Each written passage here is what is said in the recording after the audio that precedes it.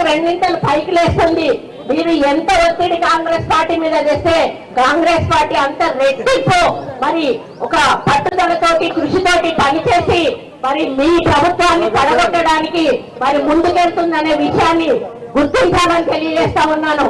మరి ఈ ఈడీని ఉపయోగిస్తా ఉన్నారు ఏమన్నా అంటే నేను ఒక్కటే విజ్ఞప్తి చేస్తా ఉన్నా, ఇక్కడ ఉన్నటువంటి బీజేపీ మంత్రులకు కానీ సెంట్రల్ లో ఉన్నటువంటి మోడీకి కానీ అయ్యా మీరు ఈడీ మీద పెట్టినటువంటి దృష్టి అభివృద్ధి మీద మరి సంక్షేమం మీద పెట్టండి. నిరుపేదలకు ఇల్లు కట్టియండి, రేషన్ కార్డులు ఇవ్వండి, ఉద్యోగాలు ఇవ్వండి, మరి ఫ్రీ ఎడ్యుకేషన్ ఇవ్వండి, ఫ్రీ వైద్యం ఇవ్వండి. ఇక్కడ ఉన్నారు మీడియా మిత్రులకు అట్లాంటి వాళ్లకు స్థలాలు ఇవ్వండి, ఇల్లు ఇవ్వండి, వాళ్ళ పిల్లలకు కూడా మరి మంచి చదువునివ్వండి. ఇటువంటి సంక్షేమ కార్యక్రమాలు మరి అభివృద్ధి కార్యక్రమాలు చేయండి. మీరు మూడవసారి ఎన్నుకోబడ్డారు. తెలంగాణ రాష్ట్రానికి మీరు ఒరగబెట్టింది ఏంటి అని అడుగుతా ఉన్నాను. ఇక్కడ ఉన్న ఇద్దరు మంత్రులు కనపడరు, వినపడరు, ఒక రూపాయి తెచ్చేది లేదు, పెట్టేది లేదు. కానీ అక్కడ మాత్రం మోడీ, అమిత్ షా మరి అదానీని అంబానీని ఈ రోజు వాళ్ళిద్దరిని కూడా మరి ధనవంతులను చేస్తూ కోటీశ్వరులను చేస్తూ దేశంలో ఉన్నటువంటి ప్రభుత్వ మరి ప్రతి ఒక్క ప్రభుత్వ ధనాన్ని కూడా ప్రయోరిటీకరణ చేసి ఈ రోజు ఒకవేళ అదాని గాని లాస్ అయితే మన దేశం అడక్కు తినే పరిస్థితికి వస్తుంది. ఇది తెలిసి కూడా ఈ రోజు మోడీ కావాలని వాళ్ళని ఎంకరేజ్ చేస్తా ఉన్నాడు. నేను ఒక్కటే విజ్ఞప్తి చేస్తా ఉన్నా, దేశంలో ఉన్న మేధావులకు గాని చదువుకున్న వాళ్ళకు గాని మరి ప్రజలకు గాని ఇది మూడోసారి మీరు అధికారం ఇచ్చారు. కానీ మనం అధికారం ఇచ్చినా కొద్దీ మన యొక్క సొమ్మంతా కూడా పరాయి చేతుల్లోకి వెళ్ళిపోతా ఉంది. మరి ఇంకొకసారి మళ్ళీ అధికారం ఇస్తే మన ప్రభుత్వ సొమ్మంటూ ఏమి మిగలకుండా చేస్తారు. కాబట్టి మరి ఇప్పుడు గుజరాత్ ఎన్నికలను దృష్టిలో పెట్టుకొని నిజంగానే మరి ఏదైనా ఆధారాలు ఉంటే బయట పెట్టండి. ఏ ఆధారాలు లేకుండా ఏదో ఒక కేసు పెట్టి లోపలేస్తామని చెప్పి ఈ రోజు ఎక్కడ అధికారం పోతుందో అనేటువంటి ఒక భయంతో మోడీ ఈ రోజు ఈ కార్యక్రమం చేయడాన్ని ప్రతి ఒక్కరూ కూడా మరి దాన్ని విమర్శిస్తా ఉన్నారు. మరి ఈ రోజు రాహుల్ గాంధీ గారు సింపుల్ గా ఒక టీ షర్ట్ ప్యాంట్ వేసుకొని బయట ఒక సామాన్య కార్యకర్త కంటే కూడా చాలా మరి ఆయన వెళ్తా ఉంటారు. కానీ ఈరోజు మోడీ ఒక డ్రెస్ లక్షల రూపాయల్లో ఉంటుంది.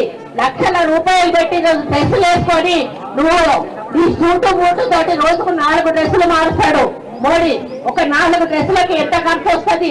నువ్వు ప్రజాధనం దుర్వినియోగం చేస్తూ ఈరోజు నిరుపేద ప్రజల గురించి ఆలోచించకుండా మరి ఇటువంటి నాయకుల గురించి మీరు వెంటపడి ఆలోచించడం మానేసి నిరుపేద ప్రజల సంక్షేమం అభివృద్ధి గురించి, రాష్ట్రాల అభివృద్ధి గురించి, నిరుద్యోగుల గురించి ఆలోచించి వాళ్లకు న్యాయం చేయండి. కానీ దయచేసి ఇటువంటి మరి చిల్లర రాజకీయాలు దయచేసి చేయొద్దు అని చెప్పి వారికి తెలియజేస్తూ మరి ఒక రాహుల్ గాంధీ గారినో ఒక సోనియా గాంధీ గారినో మరి ఛార్జ్ షీట్ పెడితే ఈ యొక్క కాంగ్రెస్ పార్టీ మరి కనపడకుండా పోతుంది అనుకోవడం భ్రమ.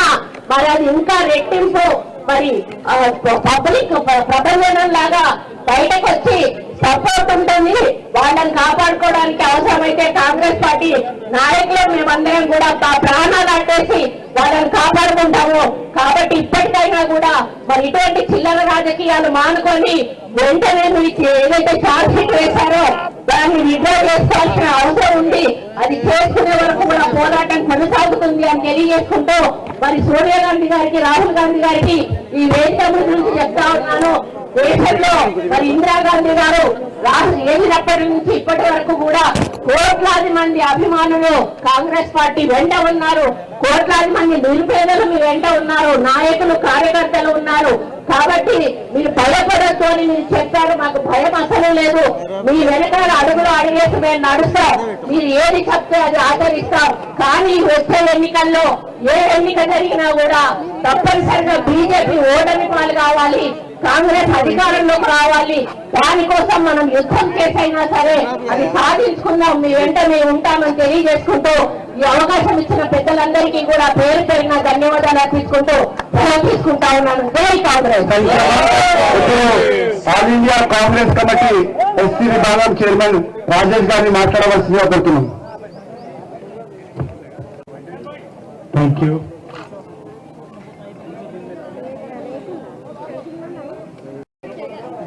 సింగపూర్ ఉద్దేశంతో ప్రత్యేకించి మన నాయకులు చేస్తా ఉన్న ఒక తపస్సు. రాహుల్ గాంధీ గారు దేశంలో అన్ని మూలలో తిరుగుతూ సామాజిక పరివర్తన కావాలి, అన్ని వర్గాలకు న్యాయం చేయాలని చేస్తా ఉన్న ప్రయత్నానికి గొప్ప స్పందన వస్తా ఉన్న తరుణంలో మరి నిరసన తెలియజేయాలి. ఈడీ కేసులు పెట్టి కాంగ్రెస్ పార్టీ కార్యకర్తని నాయకుడిని మన ఆది నాయకత్వాన్ని బెదిరించే కార్యక్రమం చేపడతా ఉన్న నేపథ్యంలో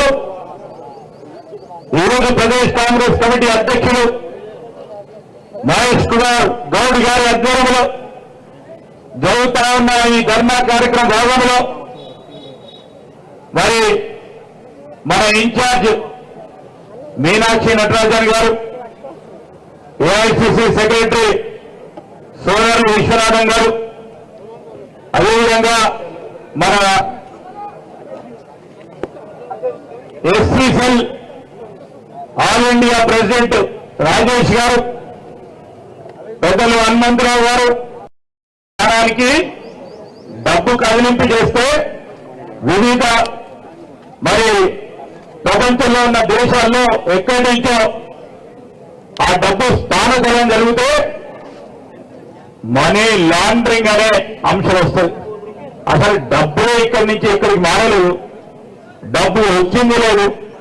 90 కోట్ల పైచలకు అప్పులను కూడా ఈరోజు ఈ సంస్థ మీద తీసుకొని సంస్థను నడపాలనే ఒక ప్రధానమైన ఉద్దేశంతో ఒక మంచి స్ఫూర్తితో ముందుకు రావాలని మన నాయకత్వం ఆలోచన చేస్తే ఈరోజు జవాబు చెప్పలేక ఇంతమంది సోదరులు చెప్పినట్టు 12 సంవత్సరాల క్రితం నుంచి పొడిగిస్తూ ఎప్పుడైతే వారికి రాజకీయ పరంగా ఇబ్బందులు ఎదురవుతున్నాయంటే ఒకసారి ఈడీకి పిలుస్తారు ఆ నాయకత్వం, ఇంకోసారి ఈడీకి సంబంధించిన సమన్ ఇష్యూ చేస్తారు, అదేవిధంగా ఇంకోసారి ఏదో విధంగా ఇబ్బంది పెట్టారో ఇట్లాంటి వ్యవస్థలను ఉపయోగించుకొని ఈడీ లాంటి వ్యవస్థను ఉపయోగించుకొని భయభ్రాంతులను చేయాలని ఆలోచన చేస్తా ఉన్న బీజేపీ నిరంకుశ ప్రభుత్వాన్ని దాన్ని తీర్ని ఖచ్చితంగా ఖండించాల్సిన అవసరం ఉంటుందని మేము మనవి చేస్తా ఉన్నాం.